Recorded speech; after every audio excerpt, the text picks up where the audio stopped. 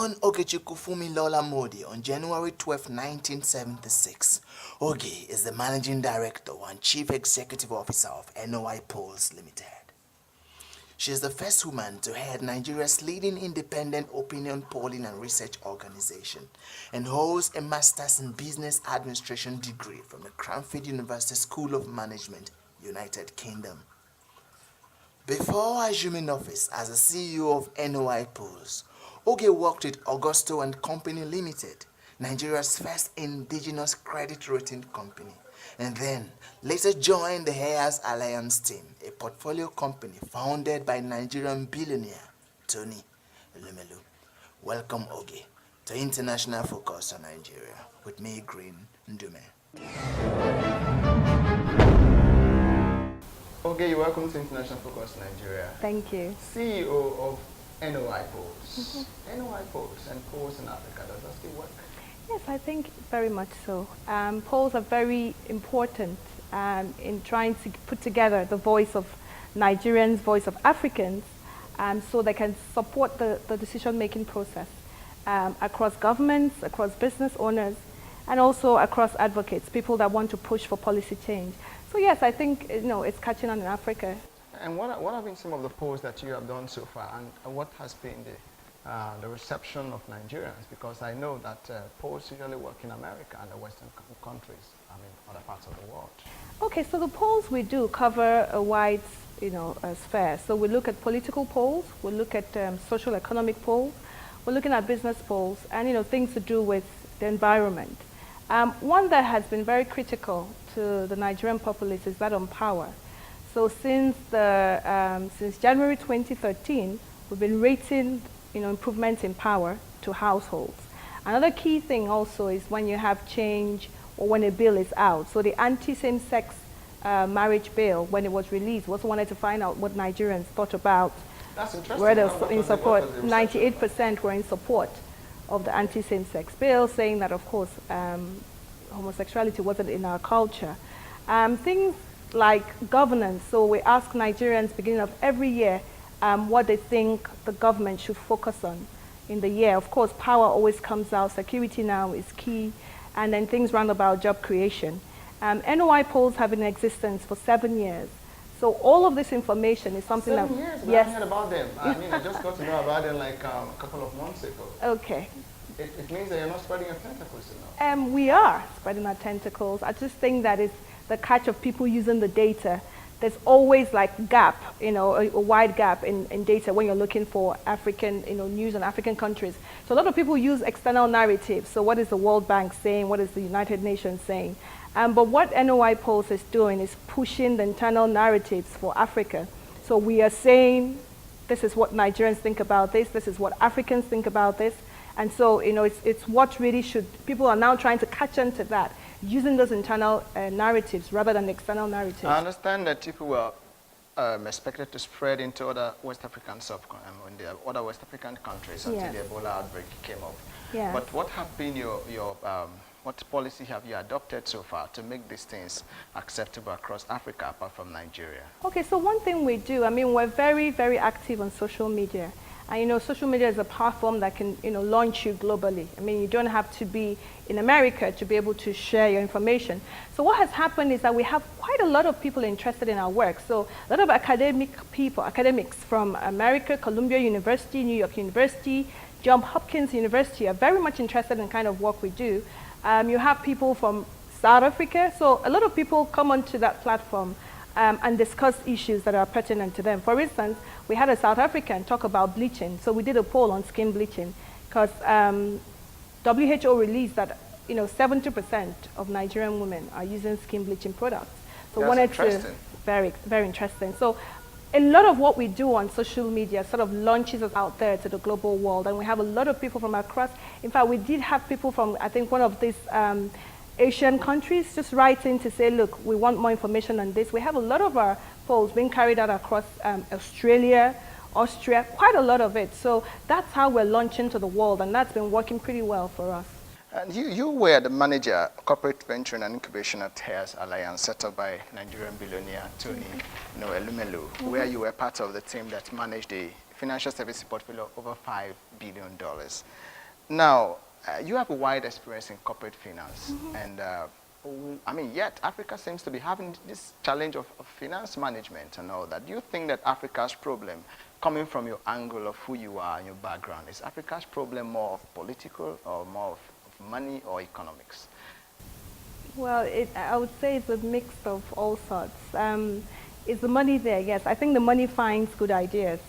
So if you have a very good idea and you have solid management, you'll find the money. I don't think money always is a problem.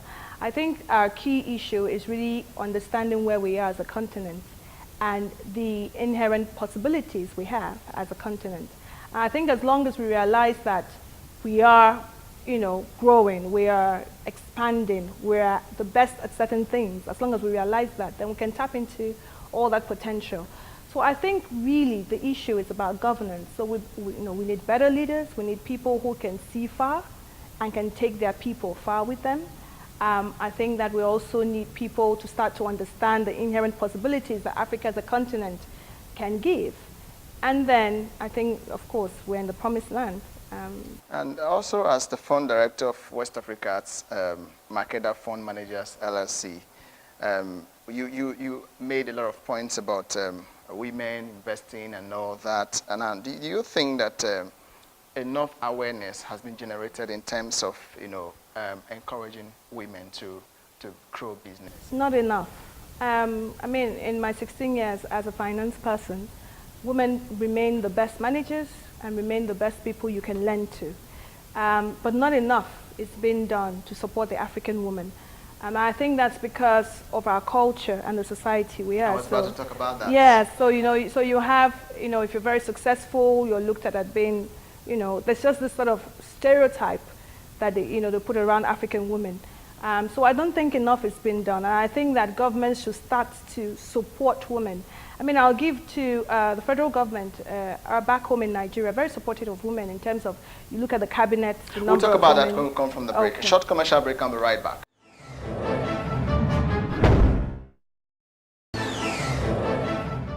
You're welcome back. It's International Focus Nigeria IFM with Green Ndume. Oge, nice to have you here. Thank you. About women empowerment and the responsibilities, what government in Nigeria has been doing in terms of empowering women. The other day I had the MD of UBA Ghana on my show, and she happens to be the first woman to have assumed that office in Ghana. And we had this similar conversation, and I was of the view, I asked the question whether it is still not true that the mentality that we Africans have towards African women is still sort of influencing our reasoning in terms of and how we treat women on the continent. Does that also reflect into encouraging women to invest, just like we were talking about before the break? Yes, I think that, but I think some of that is changing. I think there seems to be like a paradigm shift. People are starting to see women more as, taking their place in the business society. But people like you. Exactly. I mean, CEO, yeah, you do have very powerful women back in Nigeria who are MD CEOs of, very big banks, big organizations. And I think that people are starting to, as they see those women within the landscape, people are starting to take that responsibility of saying, yes, we can support women. But I'm very particular about the entrepreneurs, the women who need money to start their businesses. And that's where I feel that awareness and support should come in by the government, women associations, banks, private equity funds. I just think that some should be dedicated solely to women. And as NOI, have you done any poll in terms of how government's response to women empowerment in Nigeria has worked out? Have you done anything like that? I haven't done that. But we've done, polls on businesses and what businesses desire and sort of things that business support. But no, we haven't done any poll on, Do you think that the Nigerian government has done well, have done very enough in terms of empowering women? Well, enough, no. Have they done well? So far, yes. I think that, in the 16 years that I've been in the finance industry, I think that a lot more funds are being dedicated to women now. So we have the UWIN, the second or third UWIN that was dedicated to women alone. I have like 2 or 3 friends who won. Then we have the SME fund also, which CBN also was dedicating to women. Then you have Access Bank. Access Bank also has a GEM fund that is dedicated to women. So I think that now more people are starting to see the need to support women businesses because they tend to grow very fast. They create a lot of jobs. And I mean, the ripple effect of having a woman at the top is massive. So I think that, yes, I think that in this time, some effort is being made. Do you foresee that as a result of these steps being taken, we may likely see a female president? Why not? I would very much even like to be a female president. Oh, that's interesting to know. Yes, but yeah, I believe we would see one. And so let's look at other issues. Polls. Next year, 2015, Nigeria goes to the polls. Yeah. We want to see whether or not President Jonathan is going to be elected for another term, or we may see a new president. What is NOI doing for us to get an idea of what we'll be expecting in next year? It's a very exciting time, I think, and we've been doing this journey to 2015 elections. So it's a poll that we do every 2 months, and the poll looks at voters' behavior, voting patterns. We look at the free and fair election in terms of if people believe that INEC will be free and fair. And we also look at what we call the viability of potential presidential candidates. So typically, Nigerians believe that INEC will conduct a free and fair election only, it's conditional, if they are independent and unbiased. Nigerians also will vote for a person and not a party. So most people will tend to vote for someone they like. Are we really getting to that side of our politics? That's the because pattern. We used to know that political parties win elections without knowing who the candidates were. Yes, but I think now that most people will follow a person. And of course, when you go to vote, because I voted last time, it's not really the person you'll see, but the party. So, but I think that roundabout, the party then, can go around the person, and so you recognize, when you see this person, you recognize that that's the party. But most people say they will vote for a person and not a party. So who is winning this election?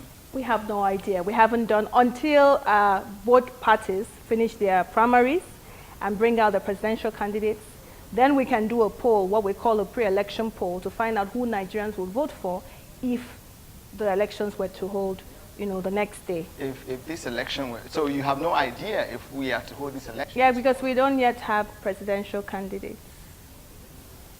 Jonathan has declared. Well, we don't have for APC Let's yet. look at APC, for example. We have Atiku coming up, we have Buhari coming up, we have Kwankwaso also coming up. Tambuwa, the Speaker of House of Reps, withdrew from it.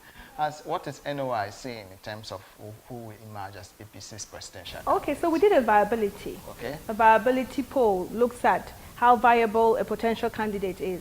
And that measures his familiarity, which is how well he's known, versus his favorability, which is how well liked he is.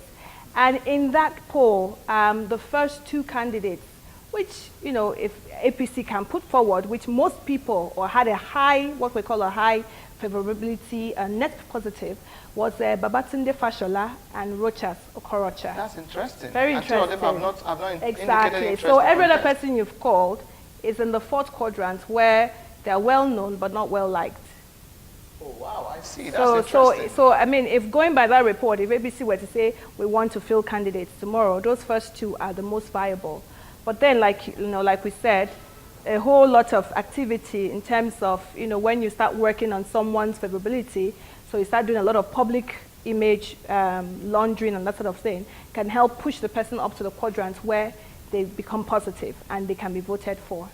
But has there been any test to know Jonathan's popularity in terms of... Oh, yes. He was number one in that list. Yes, he was number one. So he had a net favorability of 25%. So he came first, Babatunde Fashola second, and Rochas Okorocha came third in that poll in terms of viability. And viability just means that if these people were to be fielded as their party's candidates, they have a likelihood to win an election or at least to do very well in an election. These are very interesting statistics. We'll go for a short commercial break. We'll be right back.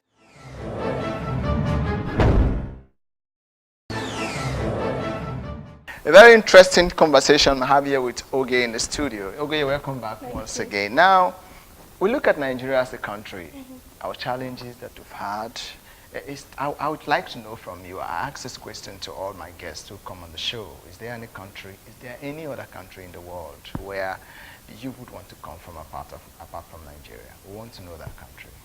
No, I love Nigeria. I'm Nigerian in and out. I'm so excited that I'm Nigerian. I schooled in England, but finished school, came back home immediately. I would do it all over again. I think that we're blessed. I think there's so much potential that we're yet to, discover in Nigeria. And I'm really excited to be part of the journey that Nigeria is taking. I have been to a couple of countries with my crew on this show, and Yeah. We have tried to project the positive side of Nigeria, because we believe that Nigeria is a wonderful country. But Yeah. that has not prevented us from seeing the tough sides, where people would outrightly put you on a stereotypical map because of the passport you're carrying. Have you experienced that kind of thing before? Have you been victimized because you are in Nigeria? Let me think hard. No. Let me think really hard. No. I don't think I've been picked out of a line before because I'm Nigerian or I have a Nigerian passport. I've not had that experience. I just think that sometimes, if you fall within a profile, it doesn't really matter about your country. You'll be picked out, in a line to come and answer some questions. So no, I've not had that issue happen before. And do you think that we are getting it right as a country? Are we getting to that place? Are we gradually moving towards the center of our evolution as a better nation? Okay, so I always ask people, define what you mean by better, because everyone is in a stage of growth. US is still in a stage of growth. England is in a stage of growth. Many countries are still growing. So we do have our teething problems, but that doesn't put us in a place where we feel we're not making any progress. So progress has been made. I just think that, as Nigerians, we should actually be more positive about the things that, we as a country can achieve rather than just look at what others are doing. So are we getting there? It's a journey. We just need to define where we're going first. And then, we are just sure that we're on the right path and we're getting there. Brain drain has been a big problem that we have in Nigeria. Do you think that the brain drain problem, the brain drain challenge, is still affecting the Nigerian nation? No, there's a lot of brain gain happening now, yes. I'll use the music industry, for instance. You see all the stars that, we're moving with Beyonce, moving with all the big stars, Mary J. Blige. They're all coming back. Tiwa Savage, I think, used to be a backup singer for Mary J. Blige. Shey, I think, was for Beyonce. Everyone is coming home to start their own music, to sing, to create. So I think that a lot is happening. Doctors are coming back. A lot of people are, beginning to see Nigeria as an emerging economy. So people are saying we need to come home and do stuff. So I think the brain drain happened during the military era a lot because, I lived on the campus. My dad. But one would also think that we have not outrightly been able to overcome it significantly because electricity is still a major challenge that we have. Yeah, I and agree. Transportation is still a major challenge that we have. And these are things that are quickly accessible in the Western world where most of these people are resided. And now, if we say that we are now approaching a major side of looking at brain gain to brain drain being major, do you think that these challenges have in a way influenced how the level at which we could have gained from our diaspora population? I think these challenges haven't hindered, to a large extent, people coming back. It's almost like people say, okay, we have a power problem, but there's an alternative power supply that we can, address or, use. I think that it would always be some sort of limiting, barrier to those who are well established over there and who have to think carefully about coming home. But sometimes people who just feel, okay, let's take the risk, let's come home. I think that they look at these challenges and say, okay, we can just keep working. I mean, Nigerians tend to be the toughest people, I think, on the face of the earth. They take things in the face and keep running. Other Africans are going to challenge you for saying No, that. I think we are. I mean, I've gone to other African countries. I think that Nigerians tend to be very, very tenacious about stuff. Do you think that this tenacity, this sort of resoluteness of the Nigerian constitutes part of the problem that It does. we are? It does. It does because it's hinged on hope. And there's this indicator that we measure Nigerians. It's called the personal well-being indicator.